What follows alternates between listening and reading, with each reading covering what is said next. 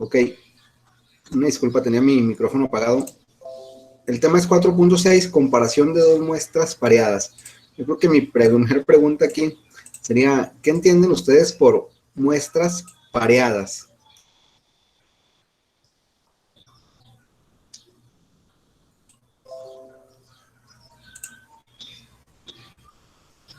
Bueno, vamos aquí. Esta parte de aquí nos va a ayudar mucho el libro. Vamos a hacerlo un poquito más grande. La verdad es que aquí, si nos ponemos a leer todo esto, a lo mejor está un poquito abstracto y confuso, pero no está muy confuso ya que lo entendamos. Viene con un ejemplo explicado aquí. Dice, suponga que los empleados de una empresa de manufactura utilizan dos métodos distintos para realizar una tarea de producción. Con el fin de maximizar la producción, la empresa desea identificar el método con menor media poblacional del tiempo necesario para completar esta tarea.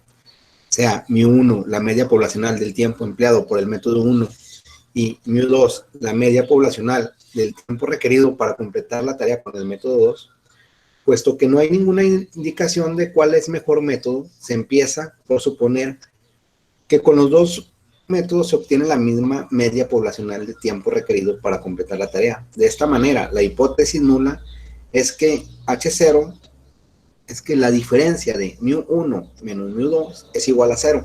Para que una resta te dé el resultado 0, tienes que estar restando las mismas cantidades, ¿verdad?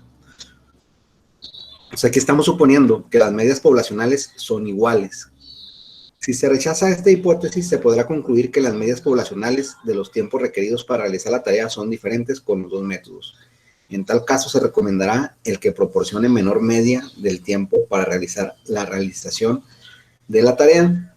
La hipótesis nula y alternativas se exponen así. ¿Va? Ya sabemos que si supone igual y no nos dice que sea mayor o menor, vamos a ponerlo como diferente. La primera es que no hay diferencia y el segundo es que sí hay diferencia entre alguno de los dos métodos. Para poder hacer este experimento, pues yo tengo varias opciones, ¿verdad? Puedo agarrar una muestra de N empleados, por ejemplo, 15 o 20, y decirles, ustedes van a trabajar con el método 1. Y luego, de la misma población, agarrar otra muestra independiente de la primera y decirles, ustedes van a trabajar con el método 2. Al final, hacer la comparación y hacer la diferencia de medias, como lo hice ahorita con los problemas anteriores. Ok, esa forma de trabajo estaría haciendo un diseño de muestras independientes, como lo dice aquí.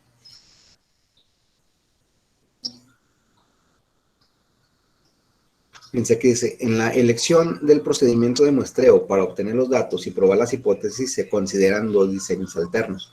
Uno se basa en muestras independientes y el otro en muestras pareadas. Ese escenario que yo les platiqué ahorita es el de muestras independientes. Se toma una muestra aleatoria simple de trabajadores y cada uno de ellos usa el método 1. Se extrae una segunda muestra aleatoria simple independiente de trabajadores y cada uno usa el método 2. El procedimiento que se utiliza para la diferencia entre las dos medias es el procedimiento usado en la sección 10.2, o sea, lo que hicimos en Minitab. O sea, si yo quiero usar el método 1, el diseño de muestras independientes, en Minitab, tendría que darle así, estadísticas básicas, T de dos muestras, y así voy a capturar el tamaño de la muestra 1, dónde está la muestra 1 y dónde está la muestra 2. ¿Sí? Y ya hacer los cálculos ya que ya sabemos. Ahora, el diseño 2, el diseño de muestras pareadas. Fíjense la diferencia, observen esa parte. Ok. Diseño de muestras pareadas. Se toma una muestra aleatoria simple de trabajadores. Cada trabajador usa primero uno de los métodos y después el otro. A cada sujeto se le asigna en forma aleatoria el orden en que aplicará los dos métodos. Algunos primero usarán el método 1 y luego el método 2. Cada trabajador proporcionará un par de valores de datos. Un valor para el método 1 y otro para el método 2. Bueno, así consiste en el muestreo pareado, ¿sí? Si hago una muestra pareada, voy a obtener una única muestra de N trabajadores o N estudiantes o de N observaciones, pero cada observación me va a arrojar 2 resultados, ¿sí? ¿Por qué se hace esto? Porque influyen aquí varias variables, ¿verdad? En el ejemplo que estamos platicando de los trabajadores, puede ser que un trabajador sea más hábil que otro, que uno tenga más experiencia que otro, ¿sí? Si queremos hacer nuestro muestreo de forma muy, muy eficaz, sería que el mismo trabajador use el método 1 y luego use el método 2, ¿sí? Y anotar los tiempos, obviamente. En el diseño de muestras pareadas, los 2 métodos se prueban bajo condiciones similares, es decir, los mismos trabajadores. Por tanto, este diseño suele conducir a errores muestrales más pequeños que el de muestras independientes. La razón principal se debe a que en el diseño de muestras pareadas se eliminan las variaciones entre los trabajadores, ya que los mismos sujetos prueban los 2 métodos. Ok, entonces esa va a ser la principal característica de las muestras pareadas. Las observaciones van a arrojar 2 datos. A continuación, con el empleo de diseño de muestras pareadas, se mostrará la diferencia entre las medias de las poblaciones para los 2 métodos de producción. Se emplea una muestra aleatoria de 6 trabajadores. Se indican los tiempos que requieren los 6 trabajadores sujetos para realizar la tarea. Observe que cada trabajador se obtuvieron 2 datos, uno con el método de producción, uno con cada método de producción. También observe que en la última columna se proporciona para cada sujeto la muestra la diferencia entre los tiempos. Ok, vámonos a la tablita. Esta es la tabla. Aquí está el trabajador. Se observaron a 6 trabajadores. Es el trabajador 1 con el método 1 tardó 6 minutos. El trabajador 1 con el método 2 tardó 5.4 minutos. La última columna es con la que vamos a trabajar, jóvenes. Cuando hablamos de muestras pareadas, vamos a trabajar con la última columna. La última columna la vamos a obtener de hacer la resta entre la primera observación y la segunda, ¿sí? O sea, la última columna va a ser de diferencias, va a ser el resultado de hacer la resta de este 6.0 con este 5.4. ¿Sí? Aquí está. Bueno, voy a regresarme acá. Aquí viene el planteamiento de las hipótesis. Cuando hablamos de diferencias, de muestras pareadas, ya dijimos que íbamos a trabajar con diferencias. Entonces, a la media poblacional le vamos a poner un subíndice D, que va a indicar que es la diferencia, que es la diferencia poblacional, ¿sí? Que no hay diferencia porque este resultado va a ser igual a 0. Que si hay diferencia es que este resultado es diferente de 0. Si la diferencia es mayor, va a ser que es mayor de 0 o menor, ya como lo plantea el problema. Ya que errores Chazada se concluye que las medias poblacionales difieren en los tiempos requeridos para completar la tarea. La notación D sirve para recordar que las muestras pareadas proporcionan datos que son diferencias. A continuación se calcula la media y la desviación estándar.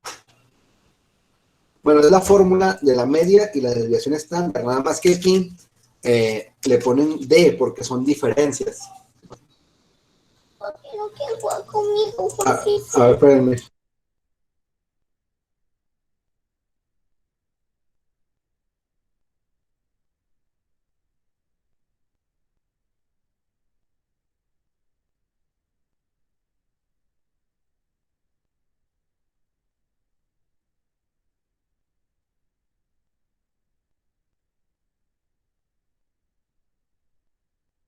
Conmigo yo también. Una disculpa, jóvenes. De acuerdo, aquí ya. Ok, esas son las fórmulas. Esto va a ser para la media, pero ya no le ponemos X, le vamos a poner D testada porque estamos hablando de diferencias. Y esta es la fórmula para la desviación estándar. Le vamos a poner el símbolo de la desviación estándar y un subíndice D, para acordarnos que es una desviación estándar de diferencias. ¿Sí? Bien, aquí están ya pues los datos.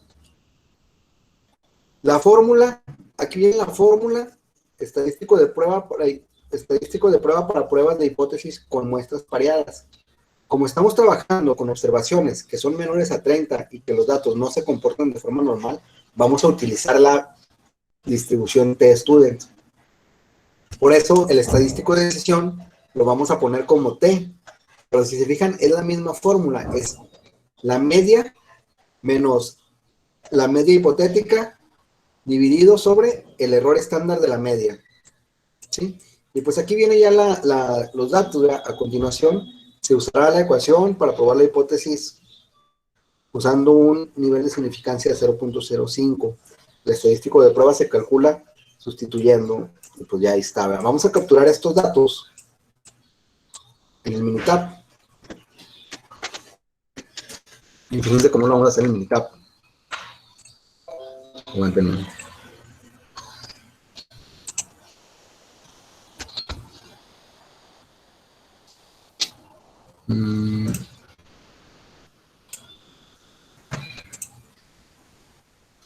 Ok, no aquí. No.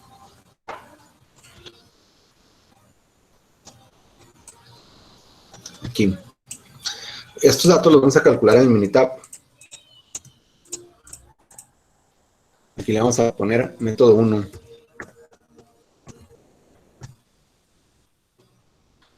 (6.0), 5.0. Permítanme. 6.0, 5.0, 7.0, 6.2, 6, 6.4.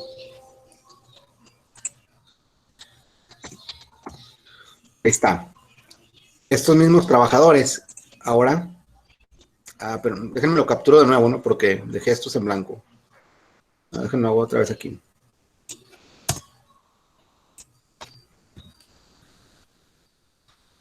Algo tiene el Minitab, es que sí tenemos que seguir órdenes, ¿eh? No podemos dejar en celdas en blanco, tenemos que empezar en la 1. 6, 5, 7, 6.2, 6, 6.4. Ahí está. Ahora vamos a capturar el método 2.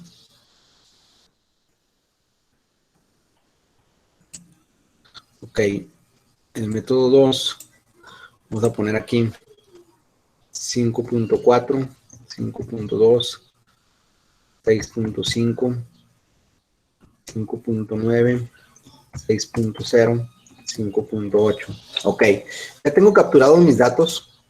Lo primero que voy a hacer, voy a sacar los estadísticos de forma independiente. Lo voy a dar en estadísticas básicas, y luego voy a calcular la media. Lo voy a dar en estadísticas. Bueno, voy a dar aquí en calculadora, estadísticas de columna, y voy a agarrar la media. ¿De qué? El método 1. Claro. El método 1. Ahí está. El tiempo promedio de la muestra del método 1 fue... no le di desviación estándar. Y yo requiero media. Ahí está.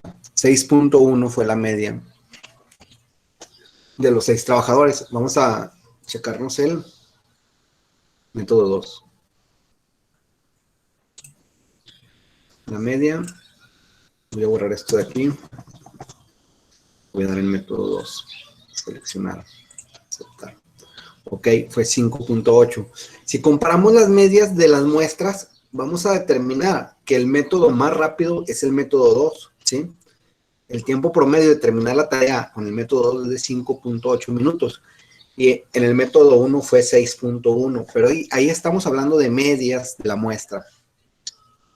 Entonces, le voy a dar aquí en estadísticas básicas. Como voy a hacer la prueba con la muestra pareada, le voy a dar T pareada, ¿sí?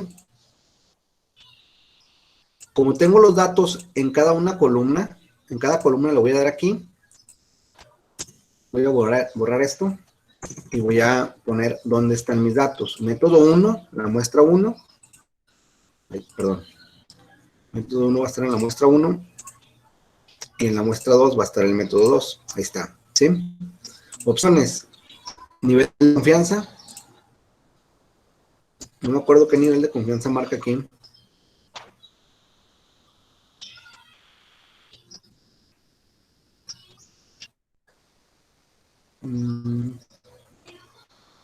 Ahora no me acuerdo dónde viene el nivel de confianza. Aquí está. Que es del nivel de confianza, es del 95%. Entonces aquí le voy a poner 95.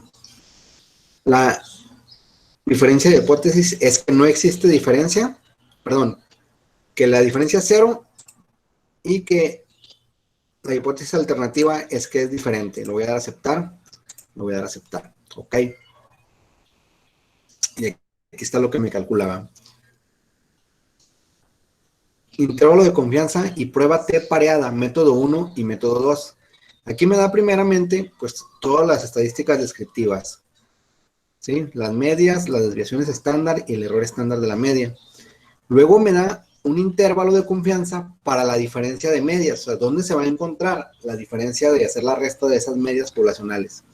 De menos 0.051 a 0.651. Y aquí viene la parte importante. La prueba de hipótesis. ¿Sí? La hipótesis nula, ya quedamos que no existe diferencia, que las medias poblacionales de tiempo para terminar la tarea con el método 1 o con el método 2 es igual. Y la alternativa es de que sí hay una diferencia. Ok, aquí lo puedo hacer exactamente de la misma forma, hacerlo con el valor T o el valor P. El valor P es 0.080. 0.080. Ok, pues vamos a regresarnos al estadístico a la decisión. Estaba por acá. Si tengo así planteadas las hipótesis, el valor P, rechazar H0 si el valor P es menor. Ok, este es mi valor P y estoy trabajando con un 0.05 en nivel de significancia.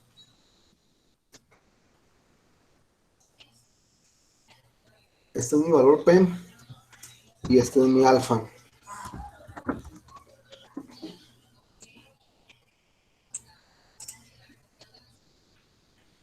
Rechazar H0 si el valor P es menor o igual al alfa. Entonces, ¿se cumple eso? ¿El valor P es menor o igual al alfa? No, ¿verdad? El valor P es mayor que el alfa.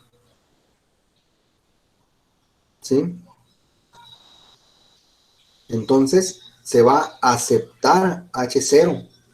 No existe diferencia si trabajan con el método 1 o trabajan con el método 2. Esta sería la conclusión a la que llegaríamos. Vamos a terminar el problema del libro. Y aquí está, ¿verdad? Bueno, aquí lo hace con el valor T. Obtiene el valor T calculada, como le hacemos nosotros con Z calculada, y obtiene el valor de T de la tabla.